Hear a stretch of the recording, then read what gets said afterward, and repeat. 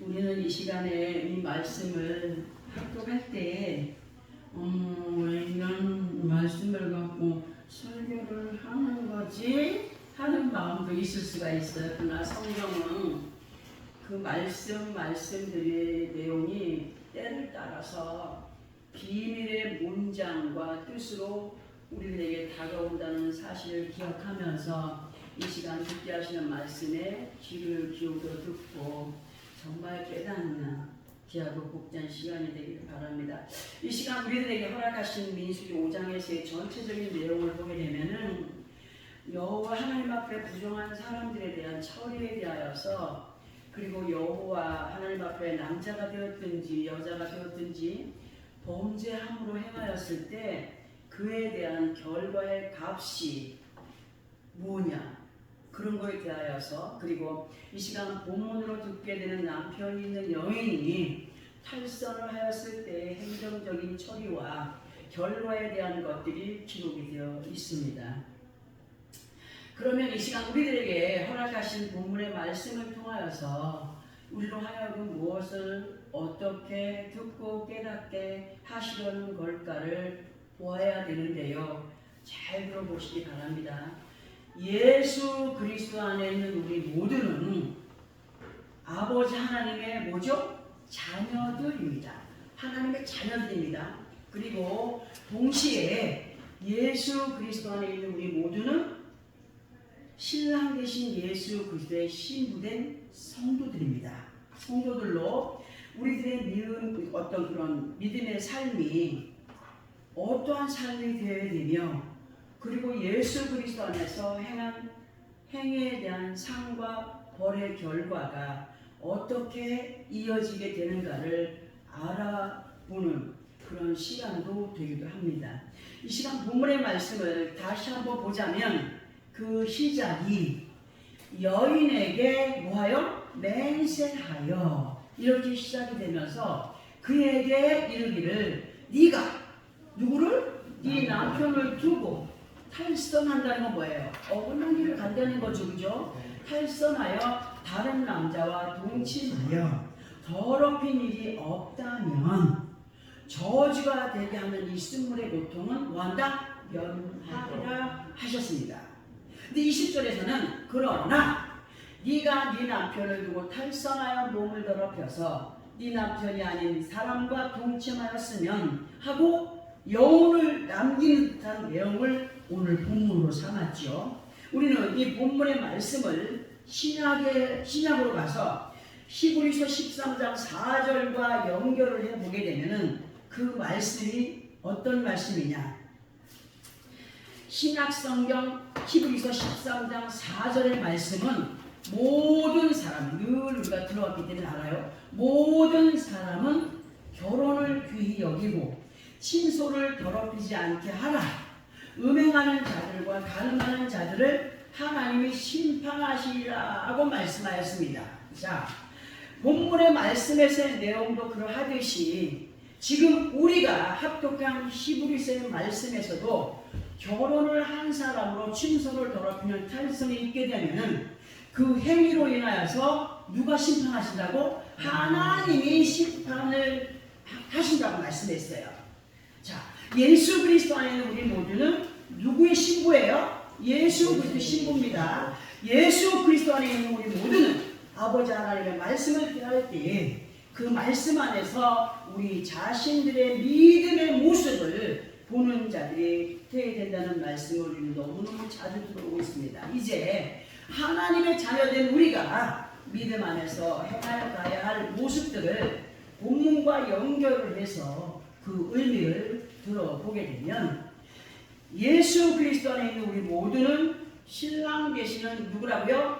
신랑 되시는 예수 그리스도의 신부들이라고 분명히 말씀을 드렸죠. 그런데 우리가 믿고 의지함으로 따르는 예수 그리스도와 말씀 앞에 그 생각과 마음이, 그리고 믿음의 양심이 불신이 있거나 어긋난 가운데 있다면 그 믿음이 정상일까요? 정상이 아니에요.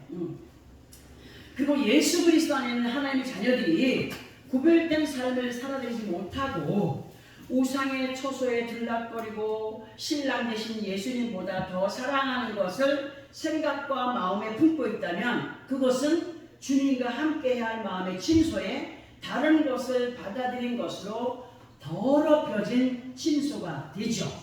더럽혀진 침소가 되고 신랑 되신 예수 그리스도 앞에 영적인 음행의 죄를 범한 것이다.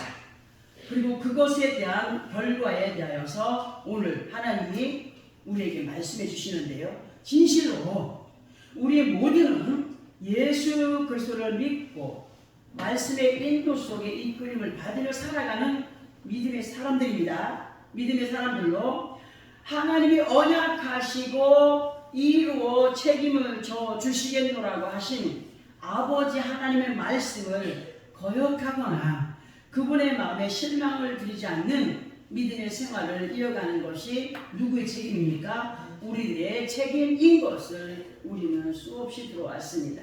그러면 본문에서의 말씀처럼 남편을 탈선하여 다른 것에 의하여 부정한 몸과 마음이 되고 더럽혀졌다라고 하는 의미에 대하여서 우리가 앞부분에서 살짝 말씀을 들어보았지만 확실하게 우리들에게 있어서 영적인 음행과 영적인 간음의 의미가 무엇이냐 할 때에 그것은 두말할 것도 없이 아버지 하나님의 뜻이 아닌 것에 이끌림을 받는 것이다라고 정의를 내릴 수가 있습니다.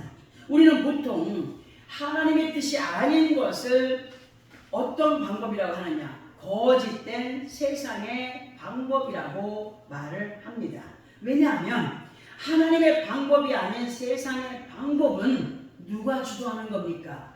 마귀가, 사악한 영이, 사탄들이 주도하는 것이 되기 때문에 그렇기 때문에 그것은 거짓이라고 말씀을 드릴 수 있죠. 우리가 예수 그리스도를 알지 못하였을 때에는 무엇의 자식들이었느냐? 두말할 것도 없이 마귀의 자식들이었습니다. 그때는 하나님을 알지 못했고 하나님의 말씀을 들어 순종할 필요도 없었고 오직 세상이 이끄는 대로 우리 살아왔습니다. 영원한 죄로 인하여서 영원히 그 죄로 인하여서 죽을 수밖에 없었던 그런 인생들이었습니다. 이러한 내용의 말씀이 요한복음 8장 44절에 자세히 기록이 되어 있습니다. 그러나 지금은 우리가 아버지 하나님의 자녀된 자들로 예수 그리스도의 신부된 성도의 사명을 감당하며 살아가는 믿음의 사람들이 되었습니다. 그리고 우리들에게 주어진 사명은 진리 안에서 자유케 하시는 말씀의 은혜를 따라서 귀한 믿음의 결실들을 아름다운 열매로 이루어가고 그 열매를 거두어가기 위한 곧 믿음 안에서 영적인 아름다운 열매들을 출산하고 생산하여 가는 믿음의 사람들로 믿음의 전진을 해가는 그런 삶이 됩니다. 그리고 또 우리는 어떤 누구보다도 아름다운 복에 관한 인생들임에 우리는 감사하며 살아가야 됩니다. 그런데 왜 본문을 통하여서 이 말씀하시는 쓴물의 고통에 대해 우리가 들어야 되느냐? 자, 지금부터 들려드리는 말씀을 마음을 열고 잘 들어보시기 바랍니다. 룻기서 1장을 보게 되면은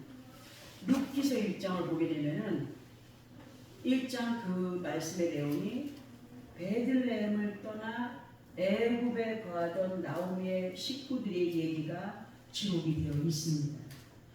그런데 룻기서 1장 3절부터 해서 보면은 베들레헴을 떠나서 애굽에 거하여 살아가던 나오미의 식구들이 하나씩 둘씩 죽음으로 사라집니다.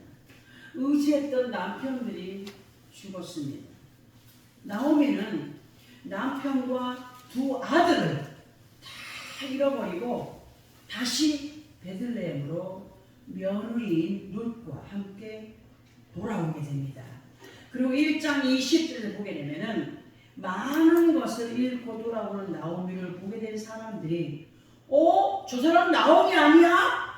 아우 수년 전에 베들레헴을 떠났던 나오미가 돌아왔네? 나오미네 여기저기서 쑥덕거리고 이야기하면서 반기기도 할 때에 나오미가 그들을 향하여서 한 말이 있는데 그 말의 내용은 뭐냐? 여러분들 나를 나오미라 부르지 말고 나를 마라라 부르십시오 라고 말합니다. 그리고 자신이 마라의 쓴맛을 보게 된 것은 전능자가 나를 심히 괴롭게 하였음이라고 고백합니다. 그러면 그가 심히 괴로운 고통을 받은 것이 누구의 책임입니까? 하나님의 책임입니까? 아닙니다. 본인의 책임입니다. 전능자가 나를 심히 괴롭게 하였음이라고 고백을 합니다. 그러면 이 말씀에서 나오미가 왜 쓰디쓴 고통을 맛보게 된 것이냐를 우리는 알아야 됩니다. 하나님은요 아무 이유 없이 하나님의 자녀들에게 마라의 쓴맛을 보게 하지 않으시는 분입니다. 아무나에게 고통을 주지 않습니다. 아무나에게 연단하지 않습니다. 고통의 쓴맛은 두 가지가 있습니다. 자신의 죄로 인하여서 당하는 보응이 있고 또 하나는 그걸 통하여서 죄가 벌어져서 하나님의 귀한 사람들이 되어가기를 원하여 주시는 고통이 있습니다. 우리가 연단을 당할 때 많은 사람들이 연단을 당했어, 고통을 당했어 하면서 얘기를 너무 쉽게 합니다. 그런데 그런 얘기 속에서 자기 자신이 왜 고통을 당하며 괴로움을 당하는가를 돌아봐야 됩니다. 자기의 탓이냐? 하나님의 역사이냐? 자, 왜 하나님의 자녀인 나오미가 그렇게 쓴맛을 보게 됐느냐 할 때에 왜였을까? 왜 그가 고통을 당해야 됐을까? 왜 남편을 잃어버리고 그렇게 귀하게 얻어진 아들들을 잃어버려야 됐을까? 보게 되면 그 이유는 나오미와 그의 식솔들이 어디를 떠났다고요? 베들레헴을 떠났기 때문이었습니다. 이들이 베들레헴을 떠나서 애굽에 거하여 살았다는 것은 누구를 떠난 삶이었느냐? 아버지 하나님을 떠난 삶이었고 믿음을 떠난 삶이었습니다. 정말 세상의 방법을 따라서 살았다라고 볼 수가 있습니다. 베들레헴의 뜻이 무엇입니까? 베들레헴은 그저 인간의 상식으로 보면은 어느 한 지역을 얘기하는 지역일 수가 있습니다. 그런데 히브리어로 베들레헴이라는 것을 히브리어로 보게 되면 베트레헴, 헬라어로는 베들레헴, 그리고 베들레헴의 그 뜻은 떡집 내지는 빵집이라는 뜻을 담고 있습니다. 이들이 베들레헴을 떠났다는 것을 영적으로 보게 되면은 생명의 떡이 되는 말씀과 멀어진 삶을 살았다는 의미가 됩니다. 예수 그리스도 안에서도 생명의 말씀을 멀리 떠나 사는 사람들이 많습니다. 그리고 이전에 알고 있던 것으로 되새김질하면서 나는 이런 믿음을 가진 사람이야 라고 목에 힘을 주고 살아가는 사람들이 많습니다. 저도 그들과 함께하는 어떤 일맥상통을 이루어가는 모습을 볼 때도 있습니다. 하나님의 자녀들이 말씀을 떠나는 삶을 살아가게 되면요, 세상은 자연스럽게 믿음을 떠난 사람을 아주 흡수합니다. 너 잘났어. 그러면서 뭘로 막 그 사람을 조종하느냐면 생각으로 조종합니다. 마귀는 사람 몸에 못 들어온다 그랬죠. 마귀는 영으로 사람 몸에 들어올 수가 없어요. 근데 무엇을 조종하느냐? 생각을 조종합니다. 그렇게 믿음을 떠난 사람을 흡수하여서 지배하게 되는데 이것이 영적으로 보면은 더럽혀짐이 됩니다. 예수 그리스도 안에서 살아가다가 다른 생각이 들어왔다, 마음이 들어왔다, 그것에 대한 지배를 받고 살아간다는 것은 이미 그 영이 마음에 들어와서 주님과 함께할 칭소를 더럽혔기 때문에 더럽혀진 것이다 라고 볼 수 있습니다. 그렇게 베들레헴을 떠나서 애굽에 거하여 살아가던 그들에게 하나님이 그냥 가만 놔두실까요? 하나님의 간섭이 시작됩니다. 하나님은 사랑하는 자녀들을 절대로 놓치지 않습니다. 어느 곳에 가든지 간섭하십니다. 근데 사람들은 모를 뿐이지요. 하나님의 간섭이 시작됐습니다. 예수 그리스도 안에 있는 우리 모두는요, 이러한 말씀을 듣고 깨달음 속에 구별된 삶이 어떤 것인가를 확실히 알고 향하가는 우리가 되기를 정말 예수 그리스도 이름으로 소망합니다. 그리고 또 하나 예를 들어보기 위해서 이 말씀을 드려보려고 합니다. 구약성경 출애굽기 15장 23절에서 25절까지를 보면은 이런 말씀이 기록되어 있어요. 우리 함께 이 말씀을 찾아서 합독을 해보겠습니다. 구약성경 105페이지 정도에 있습니다.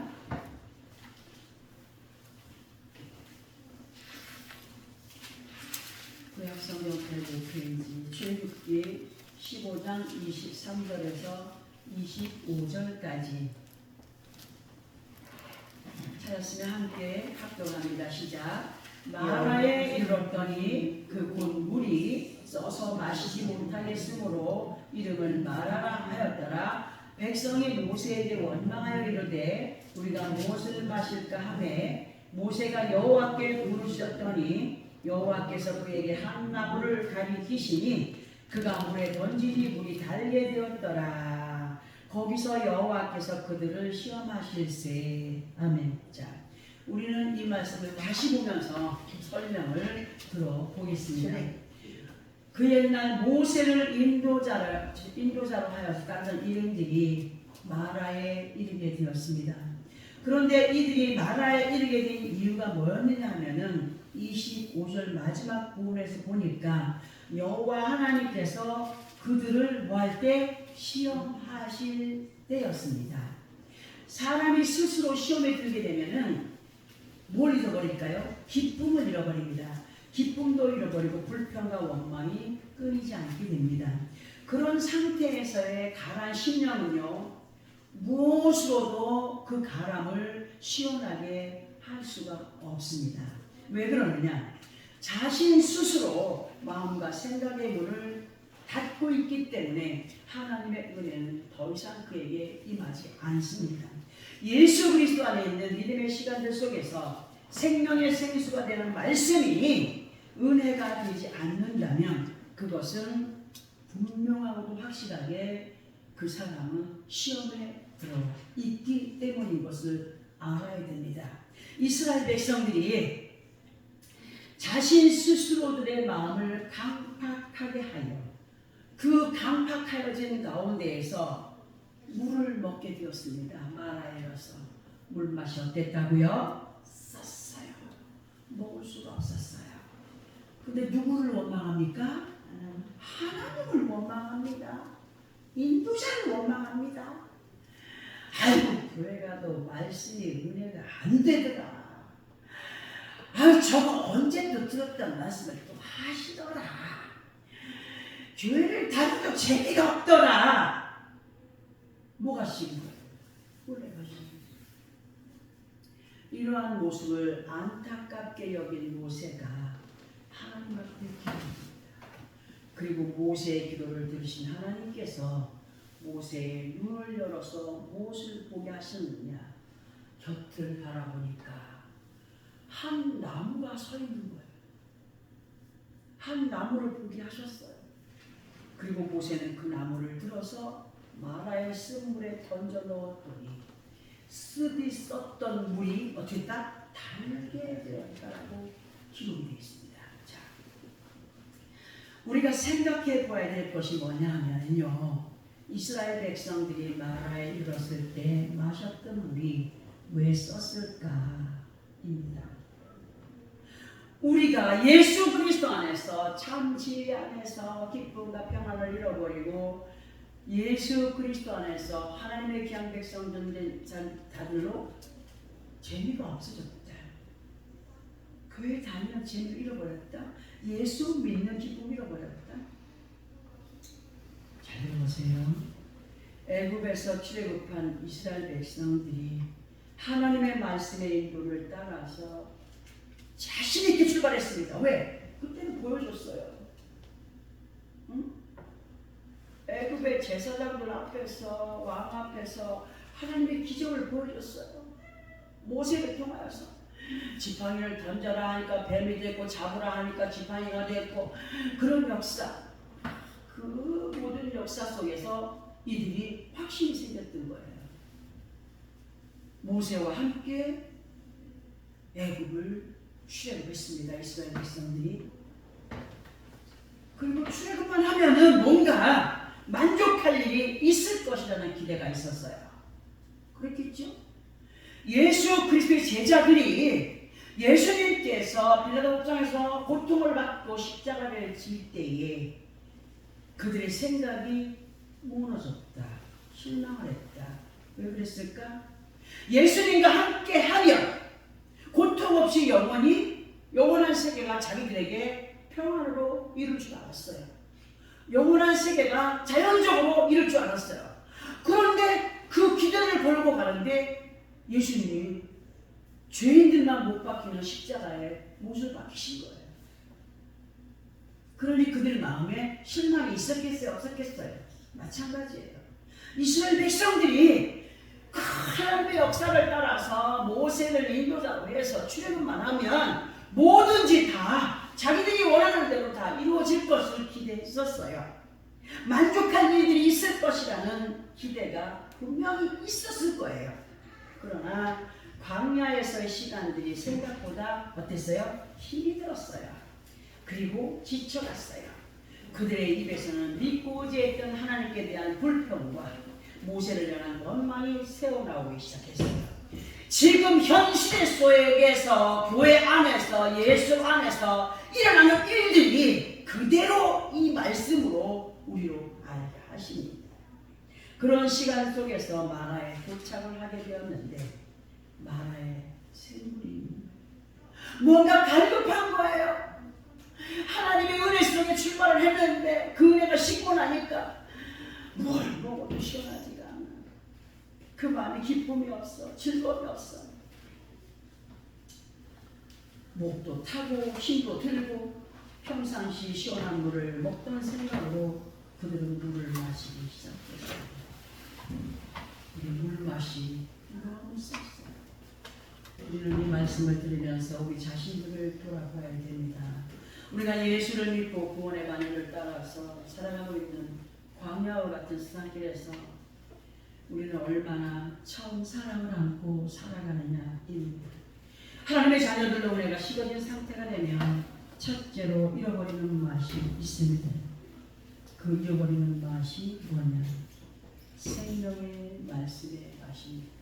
말씀을 들어도 은혜가 안 되는 것, 이미 맛을 잃어버린 자들입니다. 생수가 되시는 예수 그리스도의 사랑의 맛입니다. 예수를 믿으면 뭔가 잘 될 것 같았는데 뭐 똑같네 뭐 예수 믿으나 안 믿으나 똑같네 뭐 하는 미련한 사람들이 얼마나 많습니까? 혹시 우리 마음에 그런 마음이 있는지 없는지 돌아봐야 됩니다. 예수 그리스도 안에서 이러한 맛을 잃어버리게 되면 도무지 그 마음에서 기쁨과 감사가 있을 수가 없습니다. 매사의 투정, 매사의 불평이 넘치게 됩니다. 근데 보세요. 이스라엘 백성들이 마라의 쓴물을 먹고 괴로워하며 모세를 향하여서 아이고 목말라서 사람 살겠는데 왜 물을 놔두고 먹으니까 이렇게 쓴 거야. 그러니까 모세는 그들의 심령을 읽은 거예요. 이들에게는 어떤 말도 통하지 않겠구나. 대꾸하지 않았어요. 그리고 말없이 모세는 하나님을 향하여 간절히 기도했습니다. 아버지 하나님이여 도우시옵소서. 그럴 때 하나님께서 그의 눈을 열어서 한 나무를 보게 하셨고 그 나뭇가지를 꺾어서 쓴물에 던지니 그 물맛이 달게 되었다. 이러한 말씀들을 우리는 외면하지 말아야 됩니다. 생각해 보아야 됩니다.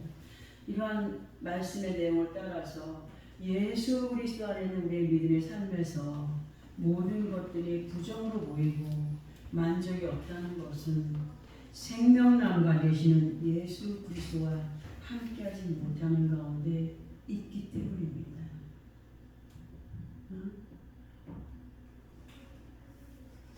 우리의 생명나무 되신 예수 그리스도, 예수 그리스도 안에 우리 모두는 명심하여서 기억해야 될 것이 예수를 믿는 사람으로 예수 그리스도와 함께하지 못하고 믿음의 힘을 실어주시는 보혜사 성령님과 함께하지 못하면 어떻게 될까요? 오히려 독을 뿜어내는 독사와 같이 부정의 사람이 된다는 것입니다. 예수 그리스도 안에서 부정의 마음, 불평의 마음, 요즘 큰 교회에서 일어나는 어떤 사건들의 일들을 사람들에 가서 소문을 듣게 되고 말을 들어보면 참 한숨도 아니라 두숨도 아니라 세숨 네숨이 나옵니다. 어떻게 하나님의 자녀들이 저런 모습들로 행동을 해나갈까? 우리 교회는 절대로 그런 모습이 없죠. 누가 나를 끌어내려요? 하나님이 끌어내려요? 우리 성도들이 끌어내려고 애를 써요? 없잖아요. 너무 감사해요.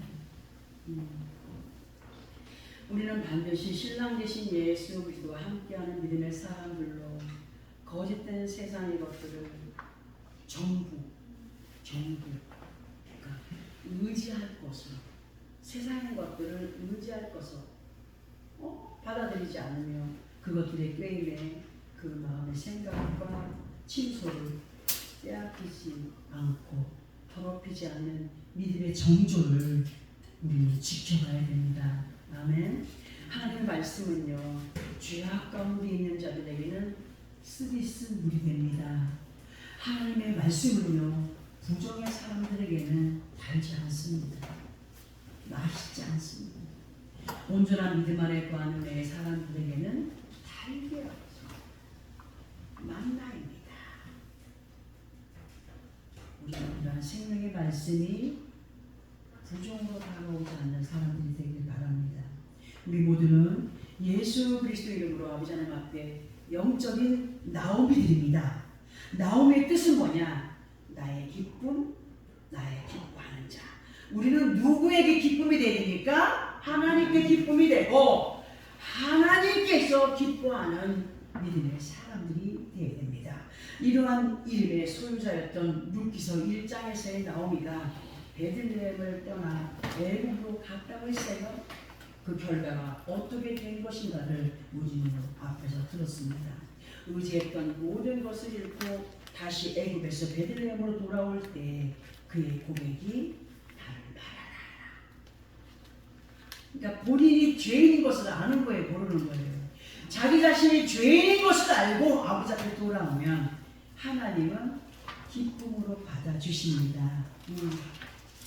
이 시간 본문의 말씀을 그대로 축소시켜서 듣게 된 나오미의 사연. 하나님께서는 괜히 심심해서 우리를 시험하시는 분이 아니십니다. 믿으시면 아멘. 그러나 모든 것에 감사함으로 잘못된 것에서 돌아서면 하나님께서는 분명하고도 확실하게 약속을 해 주셨습니다. 그 약속이 뭡니까? 본문 19절 마지막 부분에서 저주가 되게 하는 쓴물의 해독을 뭐하리라? 면하리라. 하셨습니다. 그러나 깨닫지 못한 채 하나님의 방법이 아닌 믿음의 삶으로 자기 방식의 주장을 따라서 세상을 기쁘게 하는 자의 모습은 어떤 모습으로 결과를 맞이하게 될까? 저주가 되게 하는 쓴물의 맛을 보게 하신다고 하셨습니다.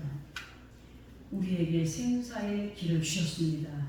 어느 것이 살 길이고 어느 것이 죽는 길이고 어느 것이 복의 길이고 어느 것이 화가 되는 길인가를 확실하게 말씀으로 우리에게 제시해 주시고 그리고 복된 삶 속에서 하나님의 인도하심 속에 그 그 생명의 길 복된 삶을 누려가기를 원해서 우리에게 계속 말씀을 듣게 하십니다. 우리 모두는요 늘 예수 그리스도와 함께 감사와 기쁨으로 즐거움으로 생명의 양식을 달게 먹고 마심으로 쓸모를 면하여가는 믿음의 승자들로 신랑 되신 예수 그리스도와 함께 아버지 하나님 앞에 큰 기쁨의 영광을 안겨드리며 살아가는 나를 너는 나의 기쁨이야 내 기뻐하는 자야 라고 인정을 받고 그 인정함을 내 곳으로 삼기 원하여 달려가는 우리 모든 삶이 되어지길 예수 그리스도의 이름으로 축원합니다. 아멘. 기도하겠습니다.